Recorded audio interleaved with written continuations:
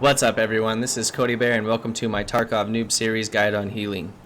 So if you look at your character, you have different amounts of HP for every body part that you have. If your body part goes to 0, it's called getting blacked, which means it's no longer functioning.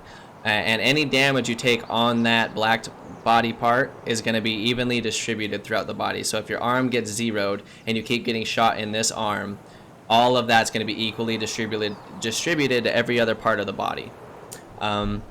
If your thorax or head goes to 0, that means that your character dies. Unless you have a bleed somewhere else and your thorax or head bleeds down to 0, you'll still be alive, but the next damage, no matter what type that you take, is going to cause your character to die. So we can quickly go over what the meds do and why you should use them. So painkillers and ibuprofen, they make it so that if you have a blacked leg or like a blacked arm or stomach, that your character will stop wincing in pain, and you can run, like sprint again, or your arm will stop shaking a little bit less when you're on the effect of these. So painkillers only last 170 seconds and -7 hydration, so you got to be careful with that. Ibuprofen lasts 500 seconds and remove 5 hydration.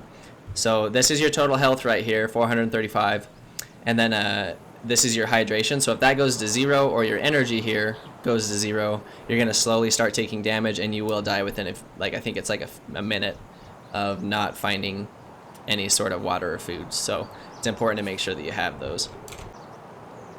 Some other tricks that some new players might not know is that you can hotkey items. For me, it's Alt 4, or like you just Alt and then whatever you want the med to be on. So I have my pains on 4, bandage on 5, splint on 6, and anything that's in your pockets or in your tactical rig, you can hotkey like that.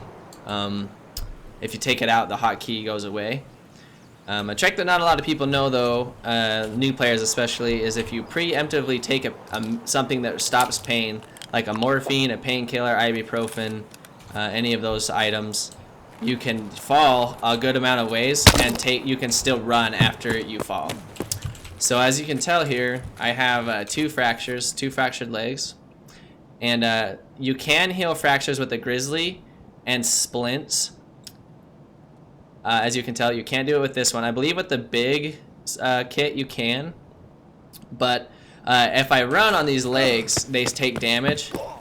You'll see my character, so he's going down slowly. Like I think it's like every 2 steps it goes down a point on each thing that's fractured. So the quickest way to heal him is splints. The car will take longer than the splint by quite a bit, so that's just a good little tip for you. And then once you have him healed up, you'll see that the fracture will go away, and then the pain will start blinking too, and the pain will go away, which means you actually don't even need painkillers anymore. Like the blurry vision and everything will stop. So we're gonna do that same drop again without any painkillers and let my legs, I think they're gonna black, let's see. So when you make that drop, you can't sprint after if you're not on painkillers. You just have to sit here and hobble. You'll notice that your vision goes bad, and you have to fix it. So if you don't have a splint, you can still use painkillers to fix it temporarily, but I think you still take damage when you run. So if you have to run, yeah, you take damage for anything that's fractured. So I'll let my legs get to 0 real quick, and you'll see that they went black. Like if you look up here, now the bones are black. The only way you can fix a blacked, and you're gonna start taking damage on other parts of your body when your limbs are blacked and you're running on them. So what you can do, that's just a way if you don't have a splint to still play the game. Like only sprint if you absolutely need to, but you can still take a CMS kit, these surgery kits, which are a really cool add to the game as of 0.12. But yeah, they'll actually fix your limbs. Just thought I'd show you guys what it looks like. There is a bigger surgery kit that's better. It heals your limbs better. So it takes it back to 38 instead of 65, but you get full functionality of your leg again. And we can use this real quick. And it's gonna fix, grizzlies are great because they also fix the fracture at the same time. None of the other meds in the game will do that. Normally you'll have to use, except for the big surgery kit, Normally you have to use splints and then, you know, like AI ones. Alright, so we have a bleed now. Bleeding is really bad because it causes every second, every other part of your body is gonna tick damage. Oh, it's not every second, it's every couple seconds. I'm sorry, I don't know the exact number, but the only way to stop it, you can't stop it with AI ones, which a lot of new players try. You can stop it with Grizzlies, Saluas, Cars, IFAKs, but it does take longer to stop than just a regular bandage. You can use this bandage or the army bandage, either one of them work.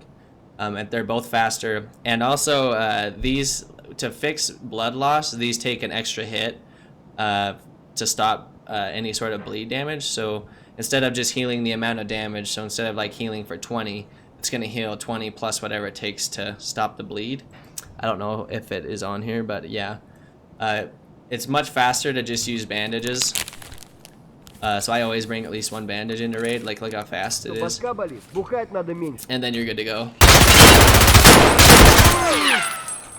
Scared me. Anyways, so yeah, you have to go back through and heal every single individual body part as usual. But you can actually walk when you do this. And where my leg's blacked, because that scav shot it, you're going to have to use painkillers to run again. But since it is black, that means you're still going to take damage to every other body part if you have to sprint. So only sprint if you have to. But you can walk and the blurry vision will go away, so you can maneuver however you need to. Which is my last bit of advice that I have. So the last bit of advice I have for new players out there is that if you take damage like I have here, you want to heal your thorax and your head first. They're the most important. Because if they go to 0, you die. And so that change has saved me a couple times. Like instead of healing my stomach or my arm or my leg, you end up, you know, if you take one more bullet to the chest, if this is as low as the rest, you're gonna die. So it's better to just heal these. And also, if your stomach goes black and you don't have a surgery kit, you're gonna start your hydration goes down fast. So you really either have to have an extra water with you, or find water along the way, or you're gonna die of dehydration. If you have a surgery kit, you can fix it and you'll be okay. My last bit of advice for new players when it comes to meds is that when you start out, the biggest expense you're probably gonna have is meds. So I would keep your meds in your secure container. You probably only have a standard edition. So I would keep like bandages, like a painkiller, like an army bandage, an IFAK, and like a splint in these 4 spots. And as you play the game, it's going to be important to learn like how much things cost. So like $3,000, $3,400 for a 1 square item is you know, that's fairly expensive if you're starting out. But I mean, if you find something new like a GP coin or like a key, or like you get a pretty decent level dog tag, like this level 28, it's worth $12,600. That's what you could buy, you know, 3 of these for that price. So until you find better items, always make sure that you keep your meds in your secure container, because otherwise you're going to be spending a lot of money trying to replace them every single raid. And yeah, I think that's the final tip I have for you guys. And I hope that, you know, you guys learned something from this video. If you did, please consider subscribing and liking it, sharing with your friends. Tarkov can be a pretty difficult game, but it's really, really fun when you get into the depths of it, you know, the complexities of the game, and it's really worth putting in the time. So I really suggest it. I'm going to be doing more Tarkov Noob series of videos on different aspects and mechanics of the game that you might not know. So thank you so much for tuning in, and you guys have a wonderful day. See ya.